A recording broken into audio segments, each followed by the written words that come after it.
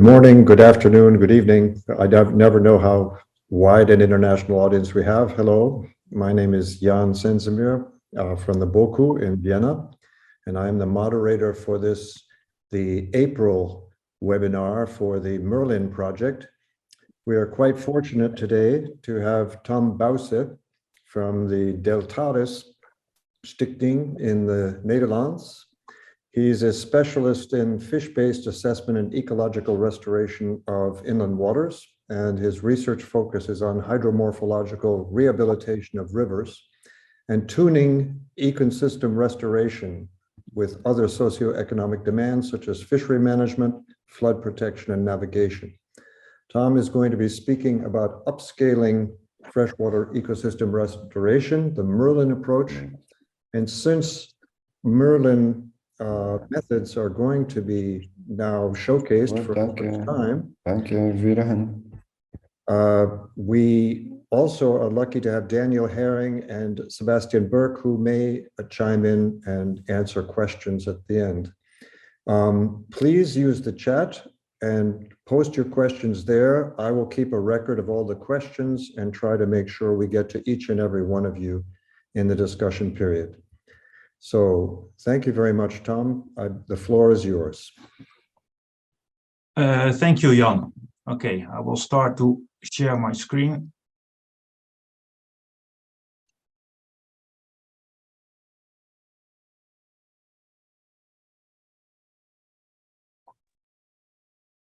Do you see my presentation, Jan? Yes, I do. Okay, thank you. Okay, welcome everybody. I would like to speak to you today about upscaling freshwater ecosystem restoration and how we do this, how we try to do this within the MERLIN project.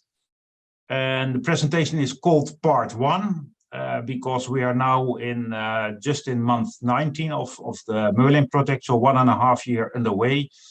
And the project is for 4 years, so there will be a part 2 somewhere later in 2024, giving you more details. And now it will be mostly about the methodological approach of the MERLIN project, part of the MERLIN project. But before I start about MERLIN, I would like to say also motivate why we have MERLIN, and I would like to motivate that with that about the invisibility of the status of our inland waters within the Sustainable Development Goals. And I like to illustrate that because here we have the goals, and as you can see, we have, for instance, number 14, life below water, and number 6, clean and water sanitation. But if you go deeper into the Sustainable Development Goals, it turns out that number 14 is only about marine ecosystems and not about inland waters. It is actually number 6, clean and water sanitation, and life on land, number 15, where you find aspects on freshwater ecosystems and inland waters. And you have to go to the sub-goals of the Sustainable Development Goals to see where protect and restore water-related ecosystems are, and to see where conserve, restore, and sustainable use of inland water systems are in the freshwater ecosystems and its service. So, in my opinion, it's very important that inland waters get more attention than they have, and that because it's not so clear from the Sustainable Development Goals. And that was also the reason, for instance, for WWF to publish this report on the world's forgotten fish, which is mostly about freshwater fish. But if you look to the right, you see how serious freshwater biodiversity has been declined compared to marine and terrestrial biodiversity. So in a way, it's surprising that the inland waters and the freshwaters are so hidden in a way. But it's good that more attention during the recent Convention on Biological Diversity was given to inland waters as well.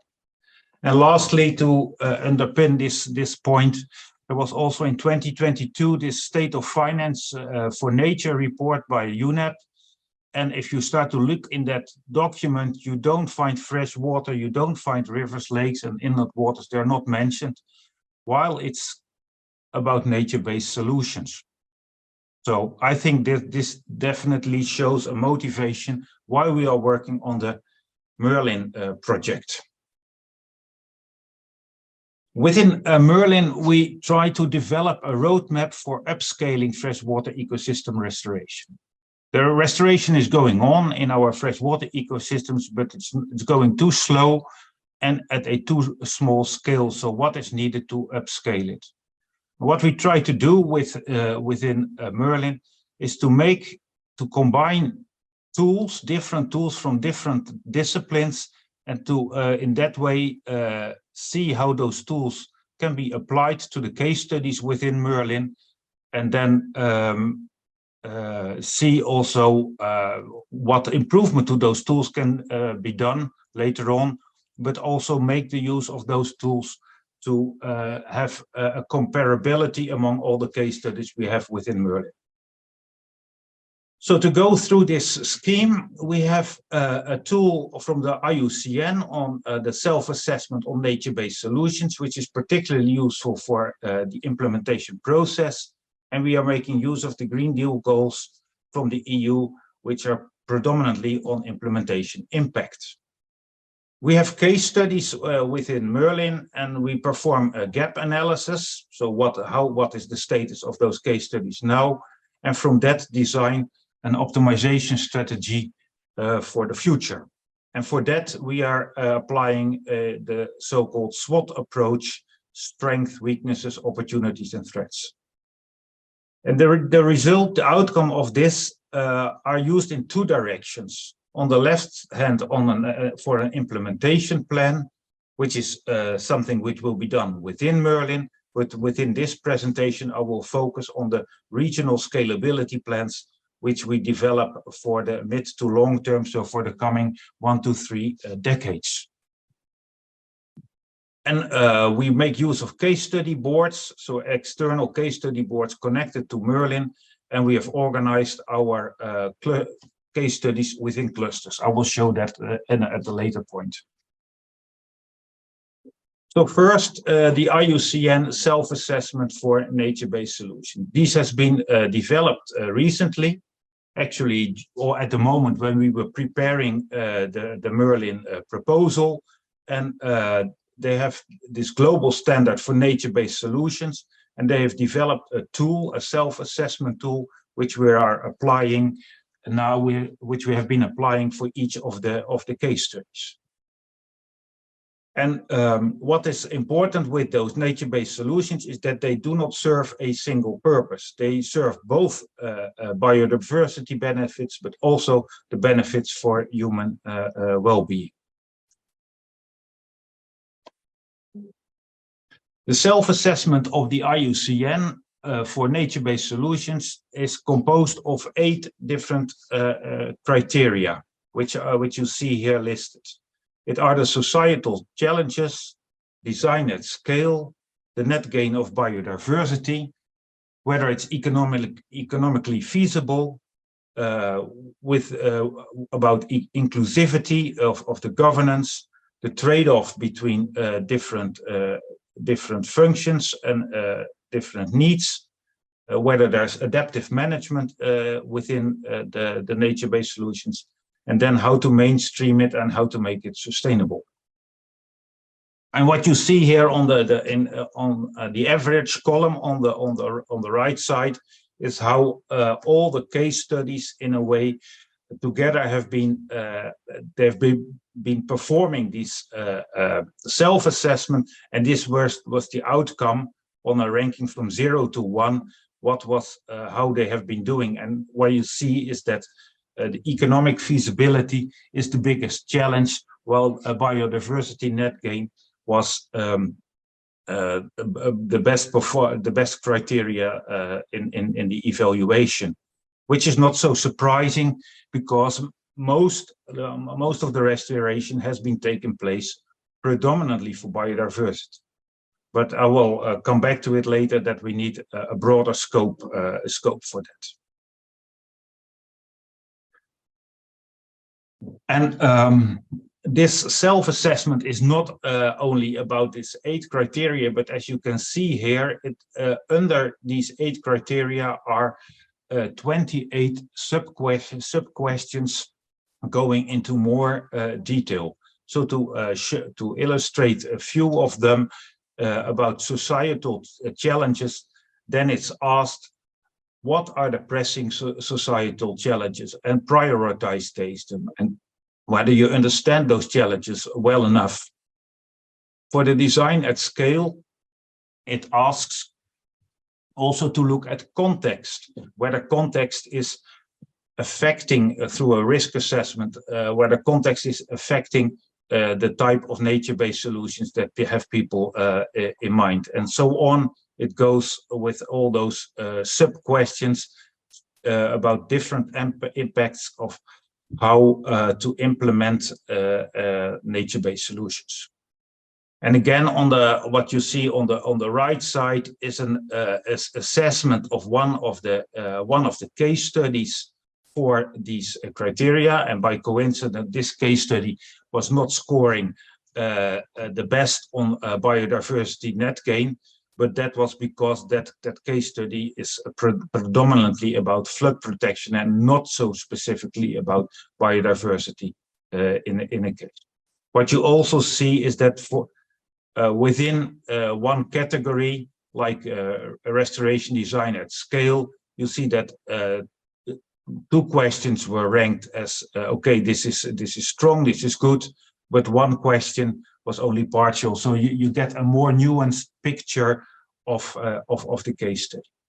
So this was a self-reflecting of all the case studies which has been done jointly by within MERLIN by the implementation partner and the scientific partner. Each case study has two different partners. The other part is the European Green Deal, and actually the European Green Deal is the answer to the worldwide sustainable development goals, to make Europe into a climate neutral economy in 2050. And the way MERLIN's focus within that domain is to how to restore the biodiversity and the services of freshwater related ecosystem. So this is really for the what goals you want to achieve. While I would think that the IUCN is more on the process how to achieve them. And we performed once we had those self-assessments of all the case studies and also which Green Deal goals they had, we asked all the case studies to perform a SWOT analysis. And a SWOT analysis has 2 categories. Internally, what are the strengths and the weaknesses of the case study itself, but also externally, what are the opportunities and the threats for the case study. So in which context do the case studies take place? And it can be socio-economical, environmental, or policy may affect both. It could have a positive or a negative impact on the case studies. So here you see that in a way combined again the 8 criteria from the IUCN self-assessment and the Green Deal indicators, how the EU has formulated them. And those were combined, and on each of them, we asked the case studies to perform this SWOT. And that was that result looks like this, which of course you cannot read at all, but they prepared here on the left side for each of the questions. They answered whether it was a strength, a weakness, an opportunity, of a threat. And then subsequently, we asked the case studies to make this in a storyline of their case studies, and that you see here, and that we have such documents for each of the case studies. And that the result now, a few results of this SWOT and this optimization strategies. what we heard from the people, from the partners who were with their case studies, what they have been doing, is that performing this SWOT has been very insightful for them.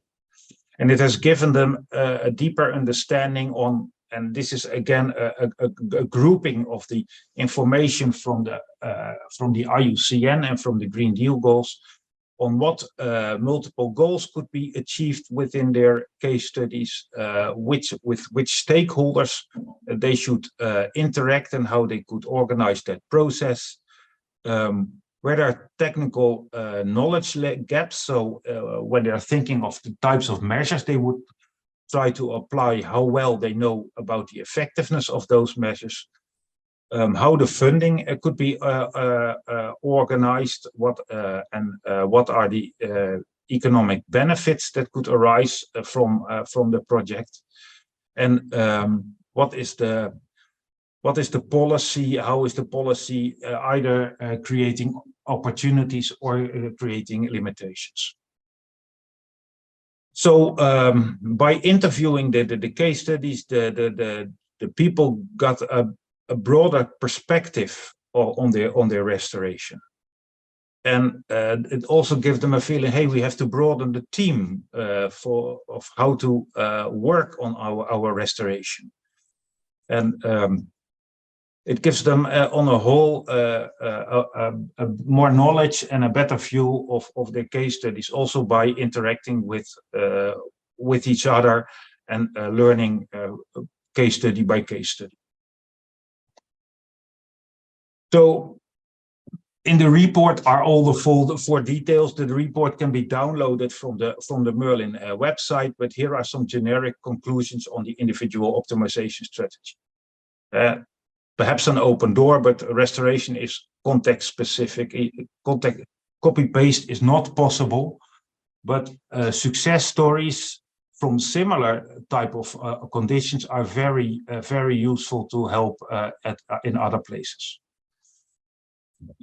Restoration is also a long-term process, and in that way it needs to adapt to new policies and climate situations. 15 years ago, people were not speaking that much that restoration had to take climate change into account, but nowadays it's much more at the forefront of people's mind to think that they have to consider climate conditions. If you talk about freshwater ecosystem restoration, a knowledge about the hydrological cycle at the basin scale is a prerequisite, and that was lacking in some cases, and then people may not have a good impression of what is possible and what is not possible for restoration. And from another point of view, if you want to think in terms of land consolidation or want to obtain land, you have to have a good overview who owns the land, and that is also in some places there was not a good registration of that. Eye-openers, teams need to be more diverse. It is long-term planning. Voluntary engagement can be very successful if it's done in a proper way. And policies, definitely good environmental policies facilitate the restoration process, but if they change, they can absolutely cause confusion and a delay. And successful showcases, not data, but showcases help to convince stakeholders. And what has been very good was the cooperation between the scientific and implementation part to work together on these optimization strategies. So this process has been finalized by the end of last year, and that is only a next step into what we try to achieve with transformation within the MERLIN project. And I use this high jump example because what happened actually is with Phosphori is that he started to jump backwards over the high jump instead of forward. So that was really what I consider an example of transformation. And people were laughing at him when he was doing it for the first time. But when he won a gold medal, then people thought, I should try that also. So just as an example to show this. So what the other instrument we are using is documentation on scaling up, and that is this document that we are making use of within the MERLIN project, which consists of 3 steps: to develop a scaling up plan, to establish the preconditions for scaling up, and to implement the scaling up process. And that is what each of the case studies within MERLIN is now drafting at this, has been drafting at this moment and working on for a greater part of the MERLIN project later on. So we will, this scaling up plan consists of different tasks, and there will be things that we will be doing within MERLIN and things that will need to be done after MERLIN. And what I showed at the beginning, we have an implementation component which we will do within MERLIN, but these regional scalability plans are really to develop something that is being taken forward after the MERLIN project. And it's about creating a vision, assess scalability, fill in information gaps to prepare a scaling up plan, but also to assess the preconditions, what is necessary to organize, and that's again very much context specific. What is needed for scaling up, and that will be ready by the end of 2024. We will have plans, and then the idea that those plans are taken further. So how does MERLIN addresses this regional scalability planning? The SWOT and the optimization strategies are input for regional scalability plans.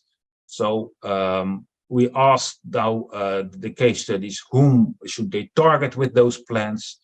Why do they want to scale up? Where they want to scale up? What is being scaled up? How it's scaled up? And who will scale up?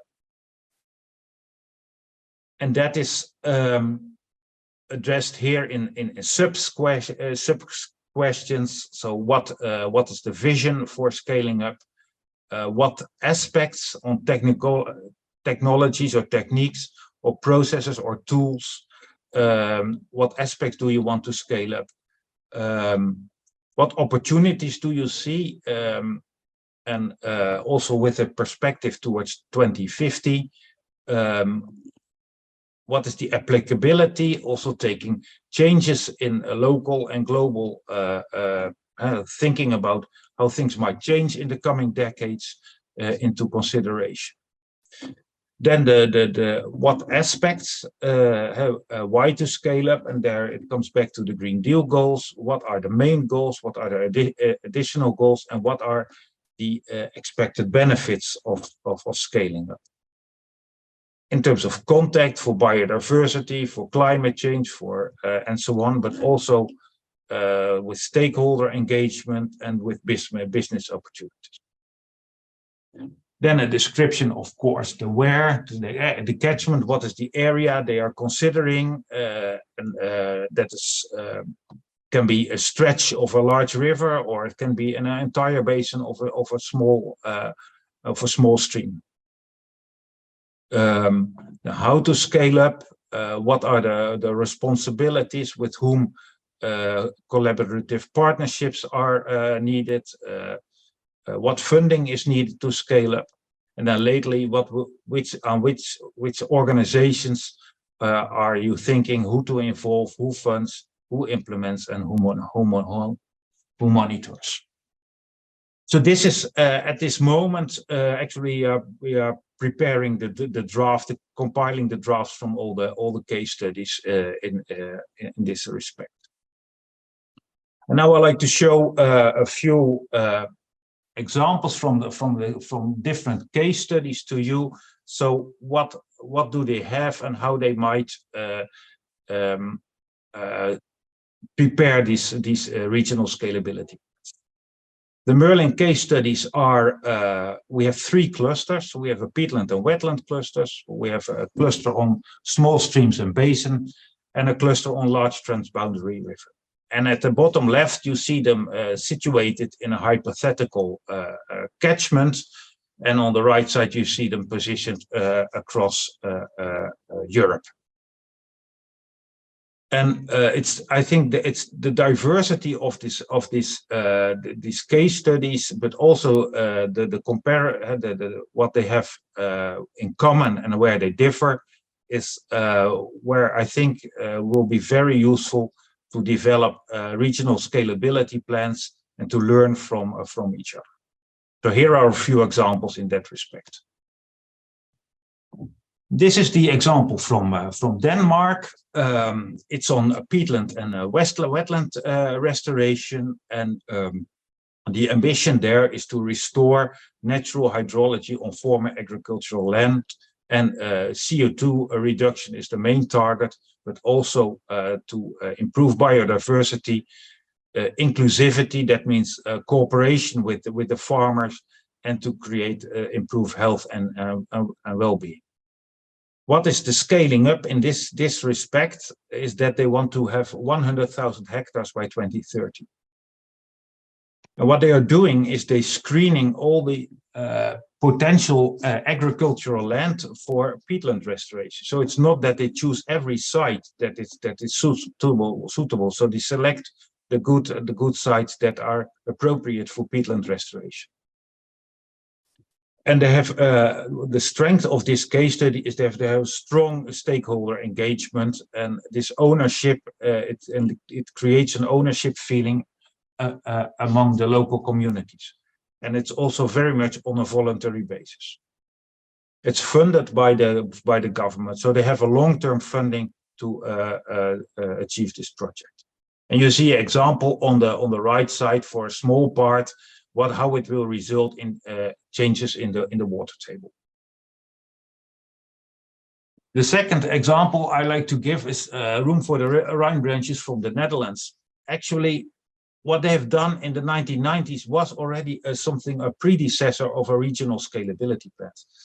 And you see that, and the reason is that it comes from a flood protection. You cannot do flood protection only at one place. You need a big plan for that. The motivation was that there were big floods in 93 and 95 with 250,000 people evacuated. So there was a strong incentive to do so. And it took about 10 years of planning, and after that 13 years of realizing 34 projects to do that with an overarching budget of 2.3 billion euros. The strength of that project, and I will come back to that also later, was that they had dual objectives, both flood protection and spatial quality.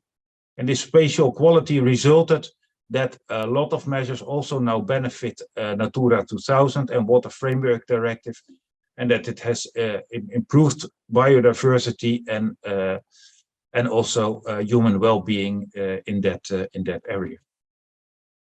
And here you see on the left hand a map of all the projects that were situated. In the middle, you see a change in the landscape from 2005 to 2021, where an agricultural land was created into a large wetland. And on the right side, you see a combination of measures that were applied, and those measures you could scale whether how much they are nature-based solutions or not. Some are more technical, while other ones, like the one with the photos, is definitely an example of a nature-based solution that has been taking place by enlarging the active floodplain. The third one is the Tisza, a large river in Hungary, where the project the initiative to do it is taken by the NGO. It's taken by WWF. Now at the moment they have local pilots for demonstration, but what you see on the map, they have a big ambition for the entire stretch of the Tisza within Hungary. It's about flood rain rewetting. The floodplains are nowadays used for agriculture, and they distinguish between low and high profit agriculture, where high profit are not the places they would like to go for restoration, but the low profit are the opening to see what is possible. And the recent dry years have created an awareness among stakeholders and create opportunities to see whether both agriculture and floodplain restoration can be combined. For large-scale upscaling, definitely public bodies should become involved in this restoration. And the last example I like to illustrate is the Tzipori watershed restoration in Israel. Israel has no obligation to implement the Water Framework Directive. So in terms of what we've had in Europe, that we're all more than 20 years busy with the Water Framework Directive, is not there. So they're lagging behind with stream restoration. But they have prepared this plan and they received if I'm right, a 40 million USD grant from the Rothschild Foundation. I don't know whether the figure is completely right, but actually they came up with a regional scalability plan for an entire watershed. And that is very good. And not only for ecological restoration, but as you can see by this infographic, it's a social ecological system approach. So what I try to see is that we have different types of case studies within MERLIN, which can learn from each other and can help each other to really upscale a restoration. In this particular case, they have to consider how are we going to continue after that funding from this Rothschild has ended, and that is the other things that should be laid down in their regional scalability plan. So the planning from MERLIN to develop these regional scalability plans, you see that here in this overview. A year ago, we made this self-assessment based on the IUCN, so we are making use of an existing tool, and IUCN is actually very happy that we are having these 17 case studies to see how their tool is working. Those results through the SWOT have resulted in optimization strategies. Now we have the draft regional scalability plans for which the report will be ready in the course of this month. And then by autumn 2024, we will have final regional scalability plans for each of the cases. And from the clusters, by the synthesizing the clusters, we can also make those that approach usable for other places. So what are my more personal messages to really upscale freshwater ecosystem restoration, also from this the involvement within the case studies? It needs multiple goals. There has to be linkages with socio-economic drivers like carbon sequestration, flood protection, navigation, or agriculture. I think an involvement of public bodies is crucial. NGOs can initiate pilots, but lack the capacity to upscale. So you need public bodies to take it for the freshwater domain. There's also a need for a much stronger stakeholder involvement. And there, the public bodies sometimes only do it by themselves and not involve stakeholders that much. And I think they can learn from the NGOs in that respect. It also requires a long-term vision and a stepwise implementation strategy. And that from there we can learn, for instance, how flood protection has been done in places which it's clear that you cannot do it only locally. But all the examples given show that we need a time horizon of several decades. Yeah, and if for consideration, if you look at the Water Framework Directive, we have now 3 rounds of river basin management plans, and we won't be ready by 2027. So it really requires a long-term vision. And also for upscaling a larger spatial scale, we need a basin-wide perspectives. With the challenges are not only in the catchment, are not only in the water bodies, but in the entire catchment, in particularly also now that we're dealing with drought issues. And for that, something like the operational restoration unit can be also a useful approach to look after if you're interested to read that. So with that, Jan, I would like to finish my presentation, and then the floor can be open for for questions. Thank you. Thank you very much, Tom. And so we already have two questions put forward. The first is from Daniel Herring. When I'll read it, when looking on the targets of the optimization and scalability plans, I wonder if quote unquote restoration is the best term, suited term. Aren't we more pursuing optimization of services, i.e. river development or floodplain development? Is the term restoration still appropriate? Also considering that climate change will shift the conditions inevitably. Yeah, I fully agree to this. Restoration gives the feeling that you want to go back to a situation in the past, and that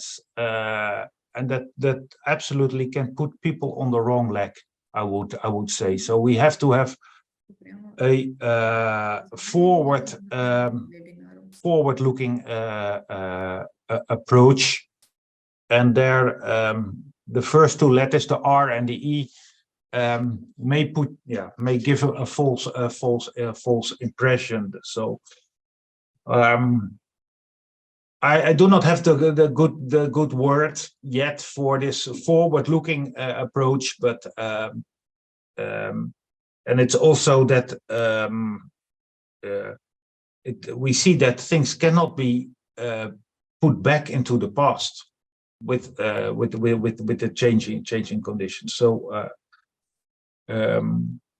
if I would say the word develop is good, but then we have to also the improvement has to be in there captured in a way. There's a follow-up question to this from Joshua Roy. But is services the right word unless nature serving nature is also included, not just interpreted as serving humans?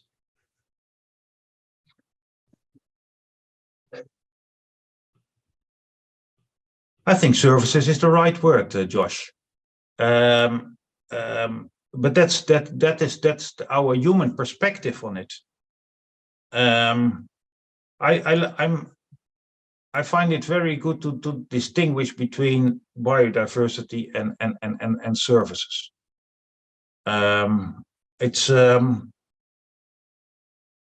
I think biodiversity and biodiversity in its definition, that it can be ecosystem diversity, it can be species diversity or genetic diversity, is a value by itself, but then it's not yet a service.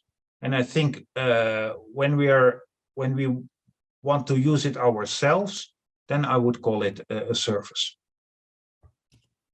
I don't know whether Josh want to respond to that, but I don't know whether that's possible also. Joshua, did you want to respond? Yeah, sure. I was thinking Justin, I think you hit it, Tom, because you did discuss keeping it separate from biodiversity. So it's not like we're dropping that and we're saying the only goal is services, but there's a biodiversity goal, which includes socio-ecological systems, right? We're included in that, as well as things that are for practical and strategic purposes focused on this is what it's providing for communities, for culture. So I think so long as we don't just try to have it in one term, ecosystem services being the end all, that it's only one part of it, I think we're good. And also ecosystem services also have to serve the ecosystem. That's built into the IUCN definition. So I don't think we'll lose it, but I get a little squeamish when I hear just replacing it with services, optimizing services. Yeah, actually, I have a slide. I didn't include that one. I have a slide where that services can be completely conflicting with ecosystem functioning and preserving biodiversity. So, and as you saw at the beginning of my presentation, I mentioned them explicitly, biodiversity and services, and not in one term. So that. So I see that Andy Melcher has raised his hand. Andy? Hi, good to see you here. Hey, Andy. Yeah, long time no see. Good. Thank you for this clear presentation again, and I liked it very much. And that was interesting to see that you have a case study also in Israel. I might be sure in Syria, no, but not Syria. Yeah, Israel, yes. Israel. And my question is, as I work at this Institute for Development Research since 7 years, how is it possible to get African case studies or African issues included into these European projects like you have here in MERLIN? Because I think also for you mentioned very well this interaction of the SDGs and looking in the sub-targets, but also SDG 17 is one thing which is really, I think, worth to mention as this partnership for the goals to achieve these SDGs. And I think we should get a little bit closer worldwide to integrate also this African, maybe Asian case studies into such projects, and because there is really a need for it also. Yes, I fully agree. It's often quite dependent on what the restrictions are of the call. And in this case, it was about the European Green Deal goals. But perhaps Daniel or Sebastian can reply better to this. But our results definitely will be available afterwards, and everything will be open. And then this approach, which I've just presented, could be picked up by African colleagues also. But whether or not partners from outside the EU or who have a connection with the EU are allowed within a call depends. It's call by call dependent. If my picture is correct. Daniel. Yeah. Maybe just to add to this, Tom, thanks very much.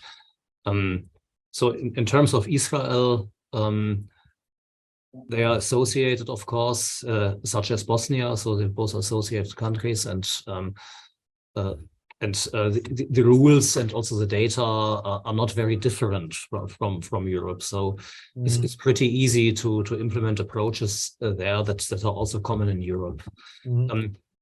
I do not have much experience with Africa, but my impression was always that, let's say, the sophisticated approaches we have, for example, for the Water Framework Directive, they are not really appropriate there. Well, it's too alien, and it's also simply a matter of data very often. But these approaches, like Tom has just presented, for example, the SAT approach, etc. This is pretty well applicable almost everywhere on the world, and therefore I really appreciate that we gain a lot of experiences with these approaches in MERLIN, and in fact this might afterwards be the next step or the next round to implement this elsewhere as well. Yeah, thank you very much. It's clear it's the data quality and all these things, but it would be really nice to see in MERLIN some of these recommendations which say then or take-home messages. This could be also applicable in the Global South or another region in the world. So if you keep this a little bit in your background, then this would be nice, so that we have something where we can directly step into your method and say, okay, now we go for projects there and something like that. Yeah, thank you very much. So the next question, unfortunately, is for Patricia Maria Rodriguez Gonzalez, who just said that she had to leave. So I'll try to write down your response, Tom, and maybe pass it on to her. The question is, if we use the, quote, restoration continuum concept of SER, it might include a broad perspective as restoration targets are dynamic and include social components. I guess she would like you to comment on that. I'll pass it on to you, Tom, and perhaps you can respond in time. Yeah, I need to read this to see also how we can, I don't know this restoration continuum concept of the society by heart. So I would need to, but it's good. I'm very much in favor on building on existing approaches and see how well they are applicable, and from that point of view try to try to either use them when they're good or try to improve them not. So it's good that we should have a reflection on this one and see how perhaps it can be connected. It's a terminology, or perhaps there are good additional elements that we can use. And we have only now this draft regional scalability plans, and such suggestions are good to see whether that can be used to come to the final plans within MERLIN. Great. At the end of each one of these webinars, pass on a collection of all the questions, and so that you can reflect and see what was asked again, and maybe you can see it there and then respond to her. I'll try to include her email. Yeah.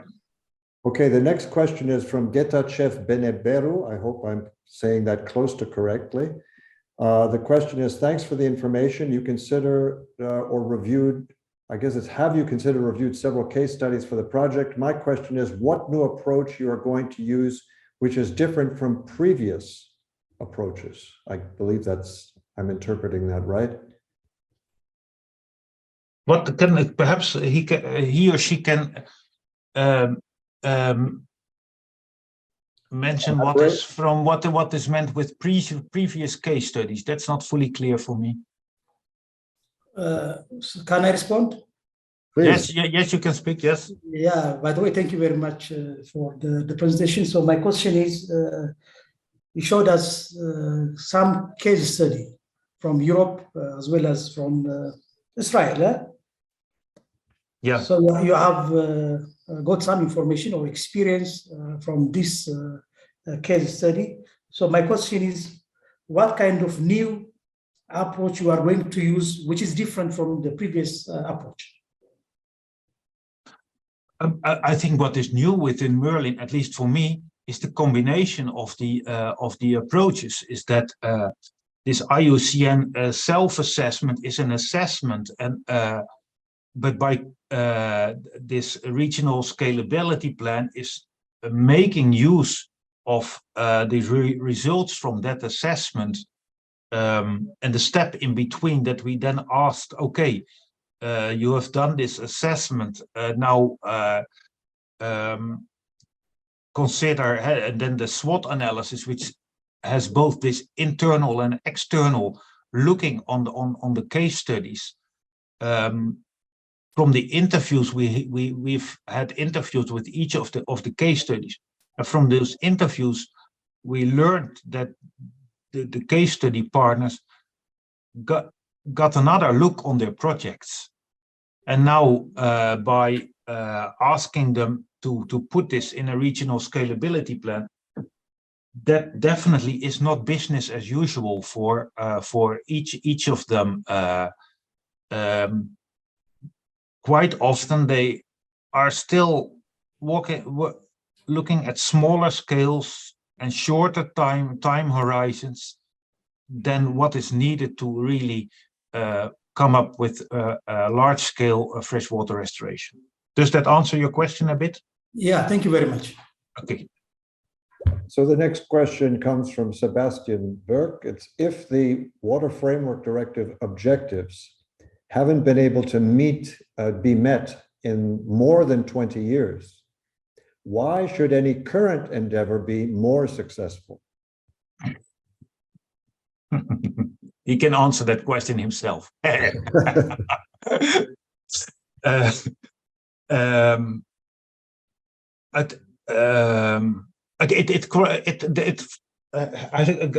like to go back to this high jump. It requires a transition. In a way, people have been looking at small scale measures and not been addressing really the big challenges in a way. Like water managers have been looking what is possible to do within their mandate, and they need a wider perspective. They need to work more with stakeholders. That would be part of my question, and I think people become more convinced of that we have a changing climate. And when the Water Framework Directive was there in 2000, I don't think that all people were believing that there was a climate change going on. So a feeling of urgency and that things have to be done different. I think I see a change going on there. Thank you. And the next question is again from Joshua Royd. Does this analysis suggest more SWOTs need to be done for countries or clusters of similar countries to find where similar types of bottlenecks in improvement activities are being taken? Apologies, thinking of Tolstoy, happy families are alike and each unhappy family is unhappy in its own way. Great quote.